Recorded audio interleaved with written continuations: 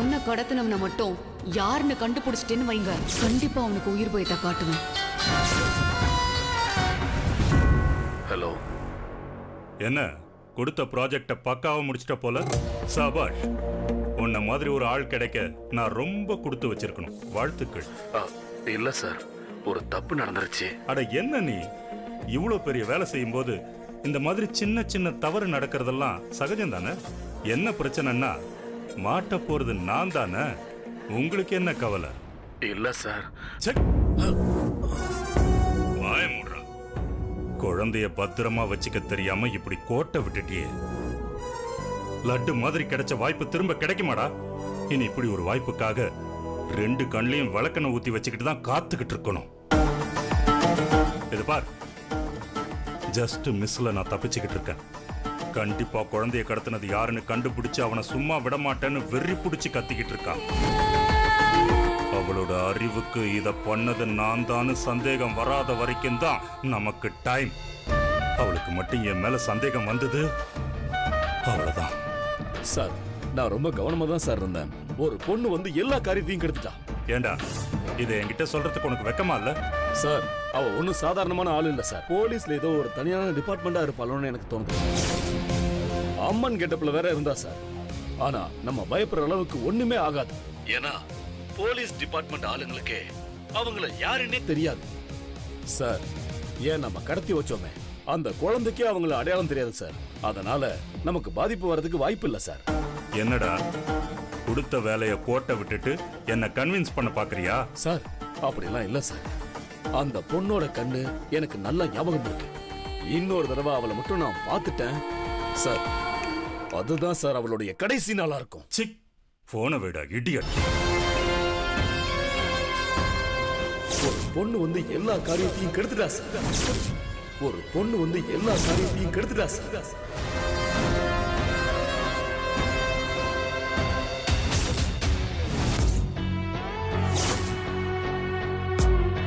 அந்த குழந்தைய நல்லபடியா காப்பாத்தினது மனசுக்கு எவ்வளவு சந்தோஷமா இருக்கு தெரியுமா?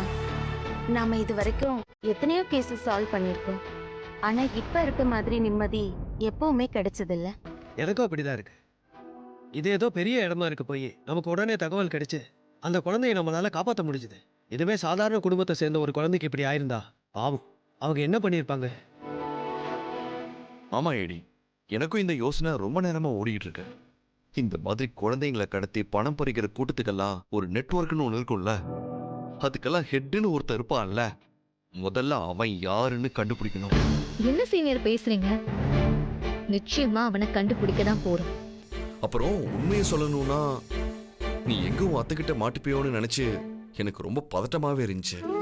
எனக்கே அதை நினைச்சா இப்பவும் மிராக்கலா தான் இருக்கு. அந்த கடவுள் தான் என் குடும்பத்துக்கிட்ட இருந்து என்னை காட்டி கொடுக்காம காப்பாத்திருக்காரு. கடவுள் மட்டும் இல்லையடி, உங்க அம்மாவோட ஆசீர்வாதமும் இருக்கிறதுனால தான் உன்னால உன் டியூட்டிய நல்லபடியா முடிக்க முடியுது. Hi guys. Yes Yes, sir. sir. ஏடி, இப்போ நான் உனக்கு கால் பண்ணது உன்கிட்ட ஒரு முக்கியமான விஷயத்தை பத்தி பேசுறதுக்காக தான். என்ன விஷயம் சார்? ஏடி, உங்க அம்மாவோட கேஸ்ல ஒரு முக்கியமான பர்சனை பத்தி க்ளூ கிடைச்சிருக்கு.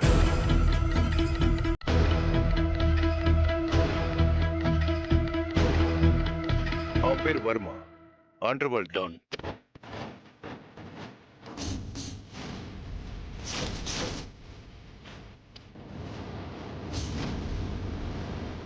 கொல்ல ஆள் கடத்தல்னு அவன் பண்ணாத தப்பே இல்லை. அவன் யாரு, எங்க இருக்கான், எப்படி இருப்பான்னு இது வரைக்கும் நம்ம டிபார்ட்மெண்ட் உட்பட யாருக்குமே தெரியாது. ஆனா அவன் இப்ப இந்தியா வந்திருக்கான்னு இன்டெலிஜென்ஸ்ல இருந்து இன்ஃபர்மேஷன் வந்திருக்கு. அப்படின்னா அவன் கண்டிப்பா சென்னைக்கு வருவான். கூடிய சீக்கிரமே நமக்கு அவனை பிடிக்கிறதுக்கான வேலை வரும். ஏடி, அவனை மட்டும் பிடிச்சிட்டா போதும். இத்தனை வருஷமா உங்க அம்மா மேல இருக்க கலங்கத்துக்கு ஒரு முடிவு தெரிஞ்சிடும். So, be alert on any time. Yes, Yes, sir. Okay, guys, carry on.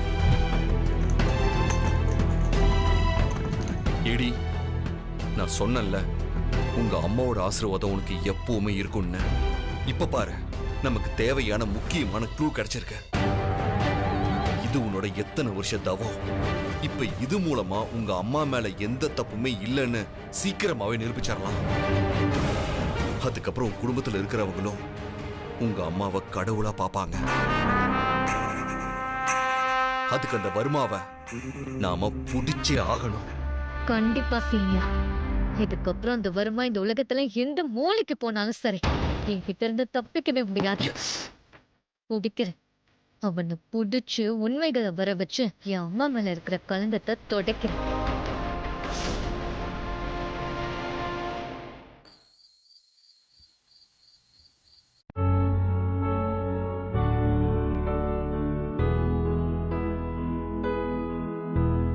பாவக்குட்டி, எழுந்திருச்சிட்டீங்களா? Indira, குழந்தைக்கு சாப்பிட ஏதாவது கொடுமா.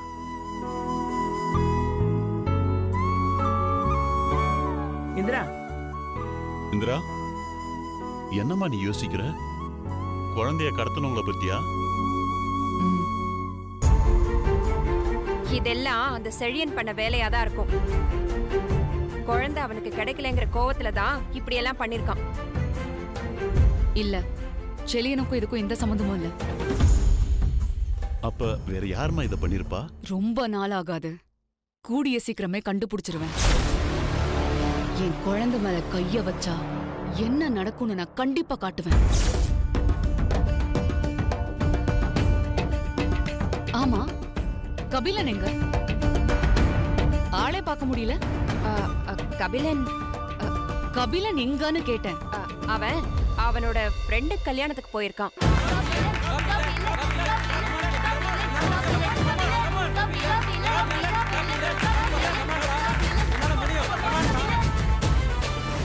எப்ப போனா சொல்லிட்டு போக மாட்டானா? ஏங்க, ஃப்ரெண்டு கல்யாணம்னு சொல்லிட்டு போறவன போக வேண்டான்னு தடுக்க முடியுமாங்க? அதான் போயிட்டு வரட்டும்னு விட்டுட்டேங்க. அப்படியா? எந்த ஊர்ல கல்யாணம்? அவன் அது எந்த ஊரு எந்த இடம்லாம் எதுவுமே சொல்லல. வீட்ல என்ன மாதிரி பிரச்சனை போயிட்டு இருக்குன்னு பாத்துக்கிட்டு தானே இருக்கீங்க. இந்த நேரத்துல அவன் எங்க போறான் என்ன பண்றான்னு தெரிஞ்சு வச்சுக்க மாட்டீங்களா? சரி, அவனுக்கு ஒரு ஃபோன் பண்ணுங்க.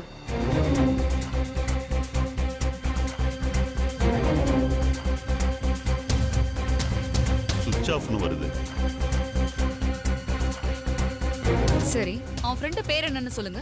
ஐயோ, அவன் பேரு ராம்குமார்.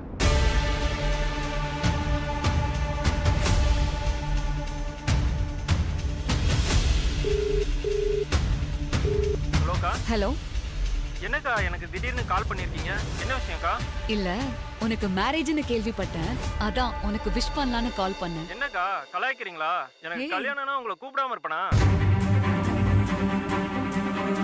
நீங்க இல்லாம என் கல்யாணம் எப்படிக்கா? ஏய் இல்ல, சும்மாதான் ராம்குமார் உனக்கு கால் பண்ணேன். அப்பா அம்மாவை விசாரிச்சதா சொல்லு. சரிக்கா. ஆமா, கபில எங்கக்கா? இங்கதான், ஒரு வேலையா நான் தான் அவனை வெளியே அனுப்பியிருக்கேன். சரிக்கா, அவன் வந்தா எனக்கு கால் பண்ண சொல்லுங்க. பாய்க்கா. சரிப்பா. இதுக்கு இப்ப என்ன சொல்ல போறீங்க? இதான் நீங்க பையனை வளர்க்குற லட்சணமா?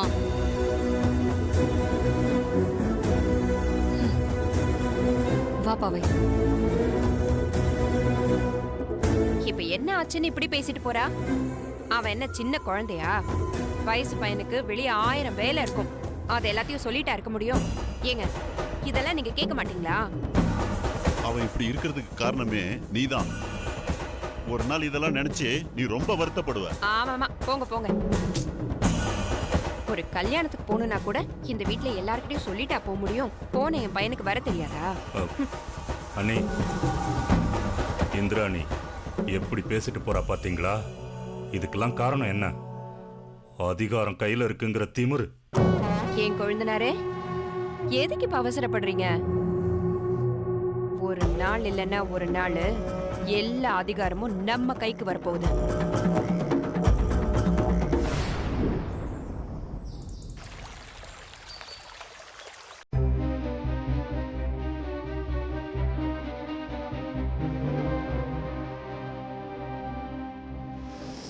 நீங்க முடியுமா?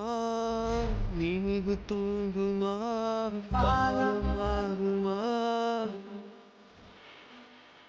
நீ அயலி கிடைக்காம இப்படி அழுவன்னு நல்லா தெரியும். ஆனா இவ்ளோ சீக்கிரமா அழுவன்னு நான் கொஞ்சம் கூட எதிர்பார்க்கவே இல்லடா சிவா. டேய், கண்ணை மட்டும் பார்க்காத, கொஞ்சம் கையும் பாருடா மானங்கட்ட மனசாட்சி. ஓ ஓ, இந்த கண்ணீரின் காரணம் வெங்காயம் தானா? நான் கூட அயலி தந்த காயம் என்று எண்ணி விட்டேனடா சிவா சிவா. நீ என்ன கொஞ்ச நேரம் தொந்தரவு பண்ணாம இருந்தா நான் உப்புமா பண்ணி சாப்பிடுவேன். என்னது உப்புமாவா? டேய் டேய் டேய் டேய் டேய் இல்லடா, நான் எவ்வளவு சீரியஸான விஷயம் பேசிட்டு இருக்கேன், நீ என்னன்னா உப்புமா கிண்ட போறேன்னு சொல்லிட்டு இருக்க. டேய், நான் என்ன சொல்ல வரேன்னு கொஞ்சம் கேளுடா. நீ எவ்வளவு கெஞ்சினாலும் இன்னைக்கு உப்புமா தான், நாளைக்கு தான் இடியாப்பம் பண்ணலான்னு இருக்கேன். அப்படியே நீ இடியாப்பம் பண்ணிட்டாலும்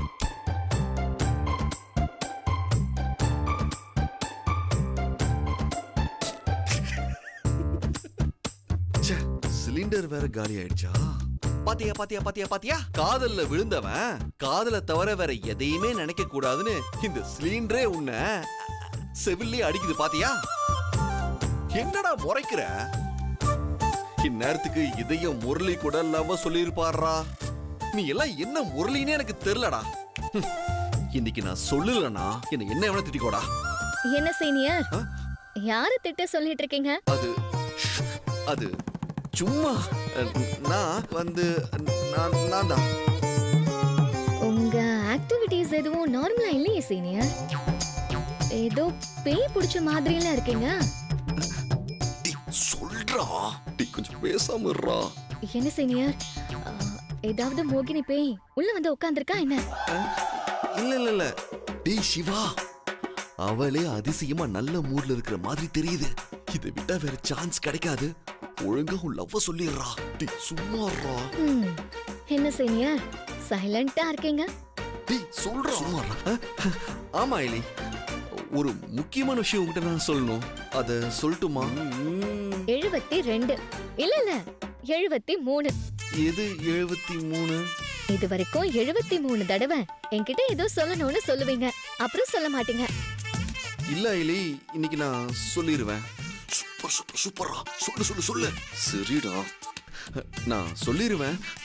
ஆனா நீ தப்பா எடுத்துக்க கூடாது. உங்களை தப்பா நினைக்கிறதா இருந்தா இப்படி வந்து உங்க முன்னாடி நின்னுட்டு இருப்பேனா? சொல்லுங்க. டேய் சிவா சொல்லிடுறா. அது வந்து நான்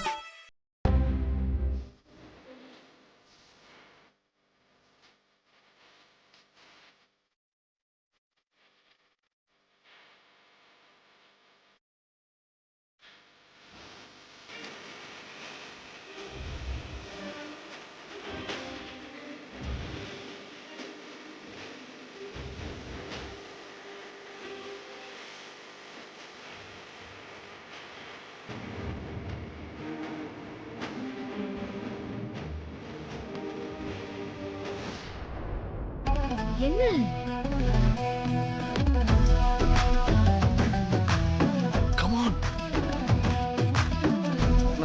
நான் உப்புமா கிண்ட போனேன்னா சிலிண்டர் காலி ஆயிடுச்சு.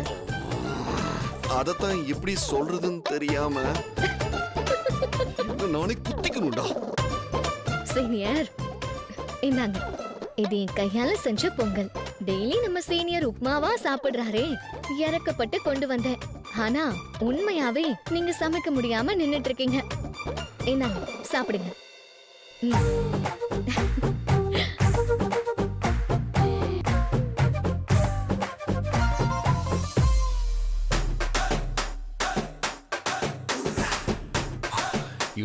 நாலு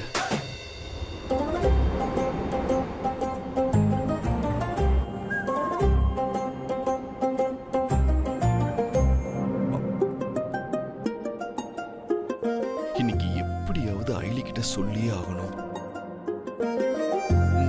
ஐலி, பொங்கல் சூப்பரா இருக்கு. அப்புறம் இன்னொரு 6 to 8 monthsல ப்ரமோஷன் வரும்னு பேசிட்டு இருக்காங்க. ப்ரமோஷன் கிடைச்சதும் ஒரு சொந்த வீடு வாங்கலாம்னு இருக்கேன்.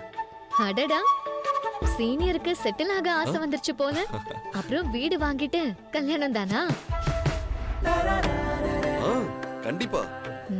முதல்ல வீடு, அப்புறம் கல்யாணம், அதுக்கப்புறம் குழந்தைங்கன்னு அப்படியே சந்தோஷமா ஓட்டிட்டு போயிடணும்.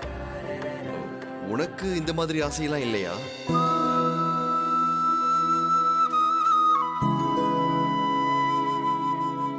சீனியர், எனக்கு இருக்கிற ஆசை, லட்சியம், கனவு எல்லாமே எங்க அம்மா மேல இருக்கிற கலங்கத்தை துடைக்கிறது மட்டும்தான். எங்க அம்மா மேல எந்த தப்பும் இல்ல. எங்க அம்மாவை நீங்க எல்லாரும் தான் தப்பா புரிஞ்சிருக்கீங்கன்னு இங்க இருக்கிற எல்லாருக்கும் நான் ப்ரூவ் பண்ணணும். ஐலி, ஒருவேளை உங்க அம்மா மேல தப்பு இருந்தா? சீனியர், ஏய் ரிலாக்ஸ், நான் அந்த மீனிங்ல சொல்லலப்பா. நம்ம எத்தனையோ என்கவுண்டர்ஸ் பண்றோம், அதுல ஏதாச்சும் ஒண்ணு மிஸ் ஆகி தப்பு நடக்கிற மாதிரி உங்க அம்மா விஷயத்திலயும் இருக்கலாங்கிற ஒரு சந்தேகத்துல தான் கேட்டேன். எங்க அம்மாவோட ஸ்பெஷலே எவ்வளவு கோவத்திலையும் நிதானமா இருக்கிறது தான். எங்க அம்மாவோட நேர்மை, அவங்க உண்மையானவங்கன்னு நான் அவங்க கருவுல இருக்கும் போதே எனக்கு தெரியும். நீ எதுக்குமே பயப்படக்கூடாது, தைரியமா இருக்கணும். பிரச்சனைகளை பார்த்து ஓடாம அதை எதிர்த்து நின்று ஜெயிக்கணும். கண்ணு முன்னாடி அநியாயம் நடந்தா யார்கிட்டயும் எதையும் எதிர்பார்க்காமலே அதை எதிர்த்து நின்று போராடணும்.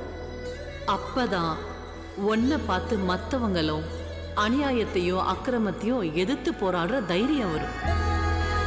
அடுத்தவங்களுக்கு எல்லாம் நீ தான் முன்னுதாரணமா இருக்கணும். இப்படி நேர்மையா இருக்கணும்னு, அநியாயத்தை தட்டி கேட்கணும்னு சொல்லி கொடுத்த என் அம்மா தப்பு பண்ணிருக்க மாட்டாங்கன்னு நம்புறேன். கூடிய சீக்கிரமே இந்த ஊரும் உலகமும் நம்ப வைப்பேன்.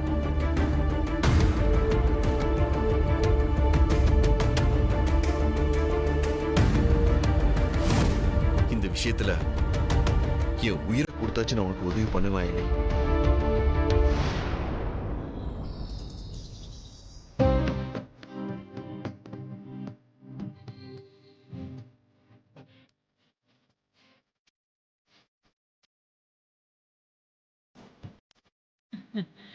பாவக்குட்டி, இங்க பாத்தீங்களா முருகன் எவ்வளவு அழகா இருக்காருன்னு. ஐயரே, பூஜைக்கெல்லாம் ரெடி ஆயிடுச்சா?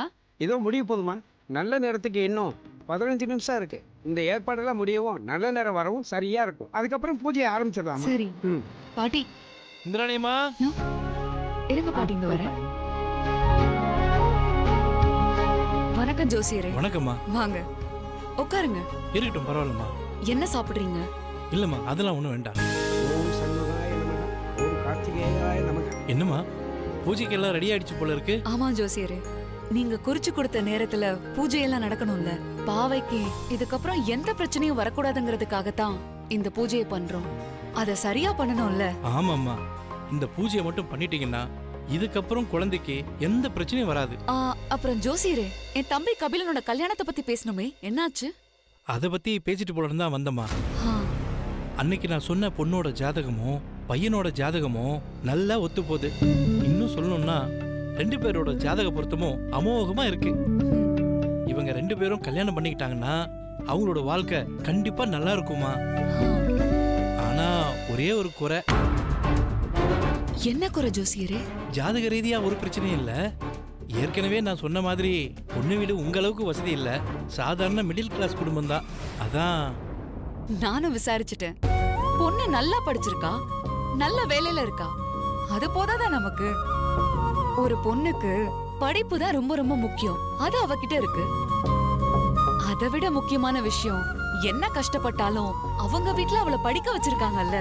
இதுல இருந்தே தெரியுது அவங்க எவ்வளவு பொறுப்பான குடும்பம்னு. ஆமாம்மா, எனக்கு அவங்க நல்ல ஒழுக்கமான ஃபேமிலியா இருந்தா போதும். நல்ல குடும்பம் தான். நாங்க அவங்க கிட்ட இருந்து இதை செய்யணும் அதை செய்யணும்னு எதையும் எதிர்பார்க்க போறதில்ல. சரிங்க. எங்க குடும்பத்துக்குன்னு சொசைட்டில ஒரு மரியாதையும் கௌரவமும் இருக்கு.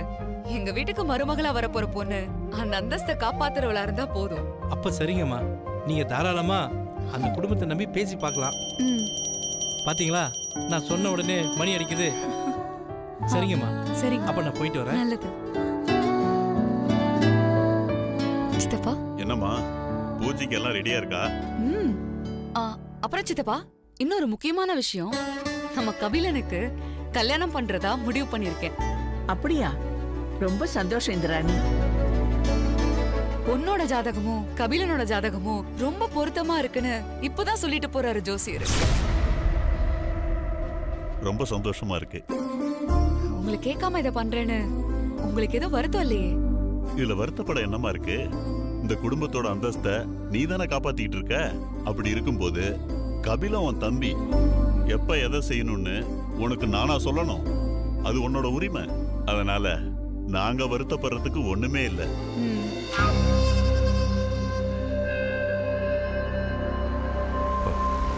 என்ன நீ இது? பெற்றவங்க உங்களை கேட்காம இப்படி ஒரு காரியத்தை பண்ணலாமா? என்னதான் நல்ல விஷயமா இருந்தாலும் இது தப்பு தானே? ரத்தம் கொதிக்கல? என்கிட்டலாம் கேட்காம இப்படி ஏதாவது பண்ணா நான் சும்மா இருக்க மாட்டேன். புரியுதா? சரி சித்தப்பா, பூஜை அட்டன் பண்ணுவோம். சரிம்மா. ஒரு நிமிஷம். என்ன சித்தி? இல்ல, உன் தம்பிக்கு பொண்ணு பார்த்திருக்கிறதா சொன்னியே, அவங்க யாரு, அவங்க குடும்பம் எப்படி, பொண்ணு என்ன படிச்சிருக்கா, நம்ம குடும்பத்துக்கும் அந்தஸ்துக்கும் ஏத்த மாதிரி இருப்பாளா? இப்படி எதுவுமே சொல்லாம புசுக்குன்னு போறியே, அதான். ஏன் சித்தி, அதெல்லாம் விசாரிக்காம இருப்பேன்னு நினைக்கிறீங்களா? இல்ல, இருந்தாலும் அதெல்லாம் அந்த பொண்ணை பத்தியும் அந்த குடும்பத்தை பத்தியும் விசாரிச்சுட்டு தான் வந்து உங்ககிட்ட பேசிட்டு இருக்கேன். என்ன இருந்தாலும் கபிலன் கிட்ட ஒரு வார்த்தை. ஏய், என்ன பேசிட்டு இருக்க நீ? இந்திராணி என்ன எதை பத்தி யோசிக்காமல இதை பண்ணிருப்பா? அதுவும் இல்லாம உன் பையன்கிட்ட பேசி அவனை கல்யாணத்துக்கு சம்மதிக்க வைக்க உன்னால முடியுமா? முடியாது இல்ல. கபிலன் ஒருத்தவங்க வார்த்தைக்கு மரியாதை கொடுக்கறான்னா அது இந்திராணிக்கு மட்டும்தான். அத முதல்ல புரிஞ்சிக்க. சரி, கபிலன் எங்க? அது வந்து ஏதோ முக்கியமான மீட்டிங்க்கு போறதா சொல்லிட்டு போனான். அவன் எந்த மீட்டிங் போயிருக்கான்னு எனக்கு தெரியும். முதல்ல அவனுக்கு ஃபோன் பண்ணி இங்க வர சொல்லுங்க. அவன் எங்க இருந்தாலும் இன்னும் 15 நிமிஷத்துல இங்க வந்தே ஆகணும்னு சொல்லுங்க. உங்க பொண்ணு ரித்திகாவ என் தம்பிக்கு பொண்ணு கேட்டு வரலான்னு இருக்கும். அதெல்லாம் சரிதான் ஜமுனா. நம்ம வீட்ல தான் அந்த கொலகாரி அர்ச்சனாவோட ரத்தம் ஒண்ணு சுத்திட்டு இருக்கே. மூத்தவ இருக்கும்போது இளையவளுக்கு எப்படி கல்யாணம் பண்ணி கொடுப்பாங்க? இந்த வீட்ல அப்படி ஒருத்தி இல்லவே இல்ல. எனக்கும் என் புருஷனுக்கும் 2 பிள்ளைங்க தான். ஒன்னு ரித்திகா, இன்னொன்னு அம்மு. அவ்வளவுதான். அர்ச்சனாவும் யாருன்னு தெரியாது, இந்த அயலியும் யாருன்னு தெரியாது.